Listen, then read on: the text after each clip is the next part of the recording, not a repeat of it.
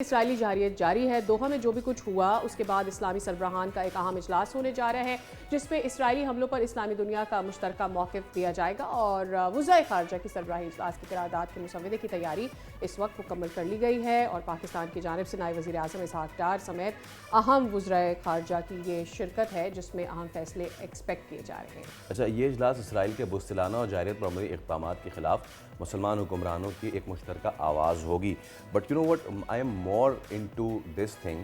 کہ جو اقوام متحدہ میں ہوا اور پہلی مرتبہ ایسا ہوا ہوگا کہ اسرائیل نے پاکستان سے معافی مانگی ہے، that has to be celebrated. اور آئی ڈونٹ تھنک ہم اگر ہمارے پاس وہ ساؤنڈ بائٹ ہوگی تو ضرور آپ کو سنائیں گے۔ بٹ دا تھنگ از کہ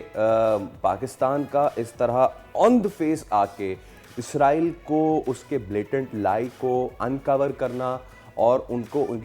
کے جیسی منہ ویسی چپیڑ والی کام اس بار پاکستان نے کیا ہے، اور اتنا کہ پھر اسرائیل کو معذرت کرنی پڑی ہے۔ I think you know what Sadia, ہم ہمیشہ سے مسلم امہ، اور اس میں ہمیں کہنے میں آر نہیں ہونی چاہیے، کہ دو رائے نہیں ہونی چاہیے کہ ہم ہمیشہ سے نا we used to get back down when it used to come to Israel. But this time Pakistan نے دکھایا ہے کہ اگر آپ میں دم خم ہے اور اگر آپ چاہتے ہیں تو آپ دنیا کے سب سے بڑے پلیٹ فارم پہ اس صہیونی ریاست کو، اس ظالم قابض ریاست کو کس طرح دو ٹوک الفاظ میں، واشگاف الفاظ میں اپنا بیانیہ جو ہے وہ کہہ سکتے ہیں۔ دوسری اہم چیز یہ تھی کہ ایک کنسسٹنٹ ہیمرنگ بہت زیادہ ضروری ہے to stand on your point of view. بات کر لیتے ہیں، سید محمد علی صاحب ہمارے ساتھ موجود ہیں، آپ ایکسپرٹ ہیں اور انٹرنیشنل افیئرز۔ السلام علیکم، very good morning to you sir. سب سے پہلے تو یہ پاکستان کے موقف کی، جو کہ پاکستان ڈٹا رہا، فلسطین کے بارے میں بات کرتا رہا، 1 سال نہیں، 2 سال نہیں، دہائیوں سے we standing by Gaza people, we standing by Palestine کے جو لوگ ہیں۔ اس میں اسرائیل کا معافی مانگنا پاکستان سے ایک ہیوج پاکستان کے لیے ون ہے، پاکستان نہ صرف پاکستان کے موقف کے لیے بلکہ غزہ کے لیے۔ And for the first time we've seen کہ پوری کی پوری نیشنز یونائٹڈ نیشنز میں ایک طرف تھی، سوائے ان 10 کنٹریز کے who did not support Gaza, other than that it's like majority stood with Gaza. جی بالکل سعدیہ، میں سمجھتا ہوں کہ یہ اس بات کا ثبوت ہے کہ بانی پاکستان قائد اعظم نے جو ہماری خارجہ پالیسی کا رہنما اصول آج سے تقریباً 77 سال پہلے دیا تھا کہ پاکستان جو ہے پوری دنیا کے نقشے پہ ہمیشہ امن و آشتی اور عالمی قانون جو ہے اس کی علمبرداری اور انسانی حقوق کی سپورٹ کے لیے لیڈنگ رول پلے کرے گا۔ تو الحمدللہ آج 77 سال بعد بھی پاکستان جو ہے دنیا کے ہر تنازع اور ہر مسئلے پہ دنیا کے لیڈنگ فورمز، چاہے وہ اقوام متحدہ سیکورٹی کونسل ہو، چاہے OIC ہو، چاہے UN human rights council Geneva ہو، چاہے انٹرنیشنل اٹامک انرجی ایجنسی ہو، ہر بین الاقوامی ادارہ جو ہے الحمدللہ پاکستان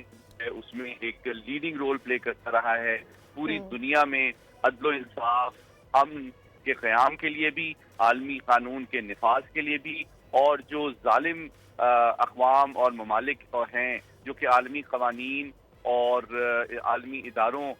کا پاس نہیں رکھتے، چاہے وہ بھارت ہو چاہے وہ اسرائیل ہو، ان کی کھل کر ان کو ایکسپوز بھی کرتا رہا ہے۔ اور دوسری بات جو اس میں بڑی خوش آئند ہے وہ میں بتانا چاہوں گا آپ کے ناظرین کو کہ ان تمام فورمز پہ پاکستان نے بڑے تعداد میں جو عالمی برادری ہے ان کی حمایت بھی حاصل کی ہے، بلکہ یہ جو بین الاقوامی ادارے ہیں، چاہے وہ اقوام متحدہ ہو، چاہے انٹرنیشنل اٹامک انرجی ایجنسی ہو،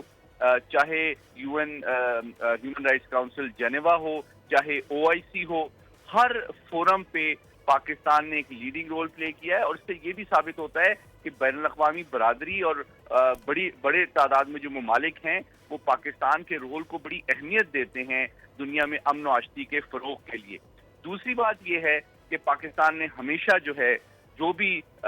ظلم و ستم جہاں بھی ہوتا ہے، آپ کو یاد دلانا چاہوں گا، چاہے ایران عراق جنگ کو، چاہے بوسنیا کے اوپر جب سربیا نے ظلم ڈھائے تھے،